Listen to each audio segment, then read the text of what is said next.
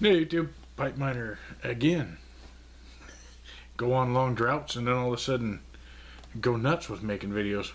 So, but I have seen several of these type of videos show up, and towards the end of the year, so it's when everybody does these.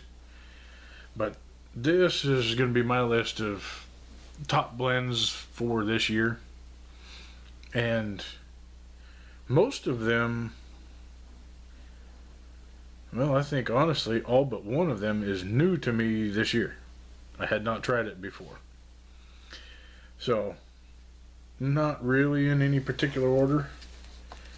And I did try to confine these blends to things that are pretty readily available, that not like McClellan's or Esoterica, just because they're good, but they can be had, but it's a pain in the butt to get a hold of them. You got to do some work to get them. But it's not impossible, it's just difficult. So, let's see. Well, let's start with the one that is not new to me, but is still one of my favorites. And that is McBaren HH Old Dark Fired. And you can get it in the flakes like this, or you can get it in a Ready Rub version. And that is one of my, it's going to be an all-time favorite, I'm sure, because every time I smoke it, I love that stuff. It's really good. The next ones, we'll throw in a couple of, aromatics, because I don't smoke a lot of aromatics, but when we get into November, October, late October, early November, when things really start cooling off, I start getting the urge for some aromatics. And I had heard about this one from Jimmy and a few other people, but some Prince Albert Cherry Vanilla. That's as easy to get as you can find.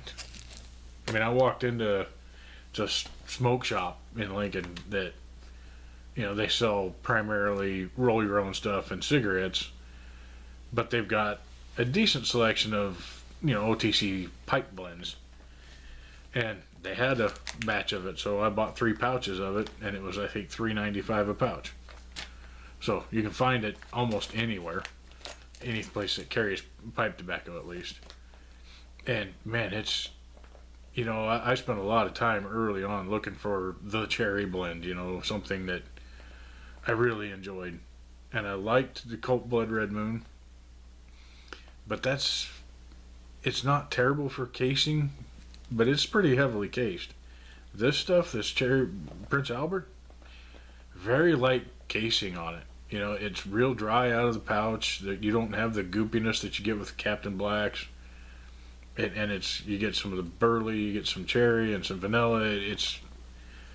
I bought those pouches and smoked it for 4 days without regretting any of it. That's what I wanted to smoke. So the next one is another one that I kind of looked for. I didn't order really any online, but I had been looking at chocolate blends, for a long time. Well, John Laughlin gets on House Party one night, and he was talking about one he found at the Country Squire, and it's called Tabac du Chocolat. And oh my, if you want a chocolate blend, that stuff, again, that's a heavy plastic bag. I can smell it outside the bag, but it's not, it's an aromatic, but it's not real sticky or gooey or anything else. But boy, that's like sticking your nose in a bag of chocolate. It's just, it's great. And it's one of those that it's a little bit like 1Q, where the flavor lasts all the way through the bowl. It doesn't burn out, doesn't disappear on you part way through. It's really good. Back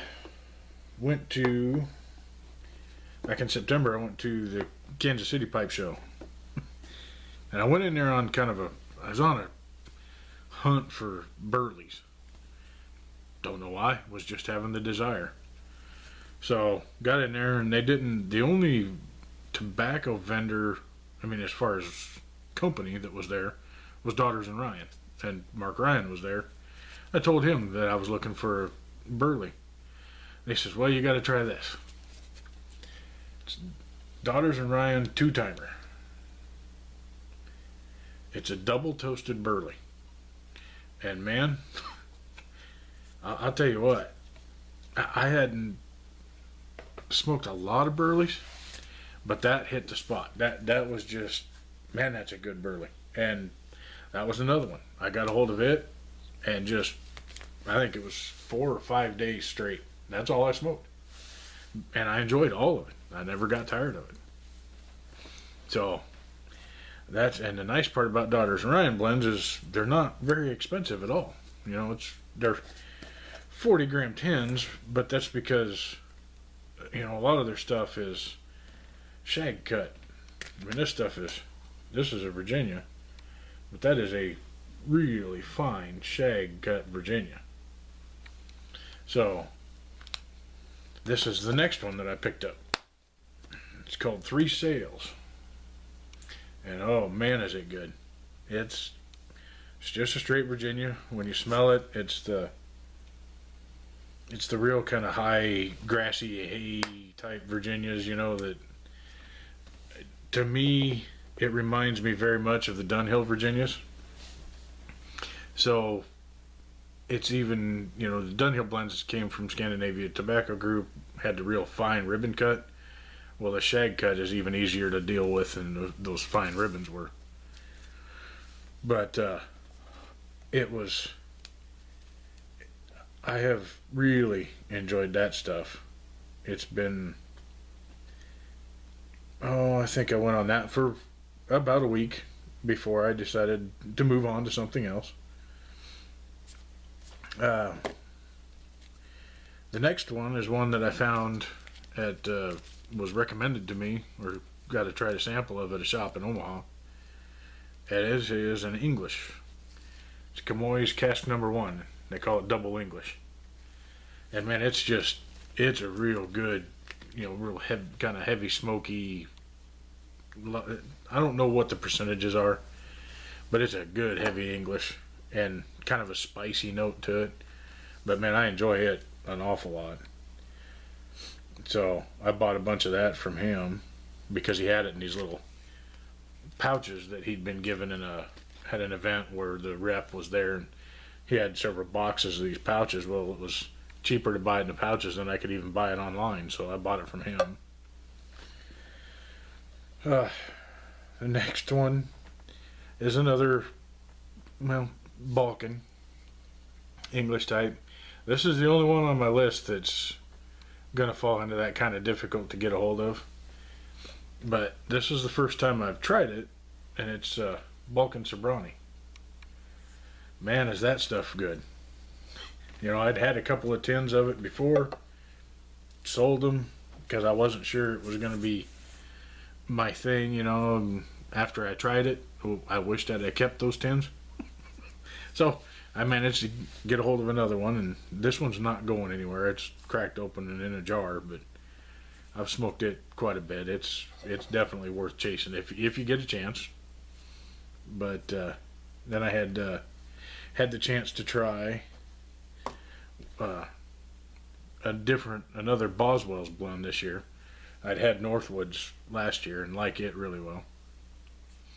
But I believe Mr. Ghost Cobb says that Boswell's makes one of his Desert Island blends. So I tried some of that Dan's blend. Man, I'm telling you, that I could order that stuff pounds at a time because it's good. And I think they actually classify it as an aromatic because I think it has some sort of topping on it. But it's just, if there's a topping, I don't know. There is a sweetness to it, but it's kind of a red Virginia, golden Virginia mix. Oh man, it's good.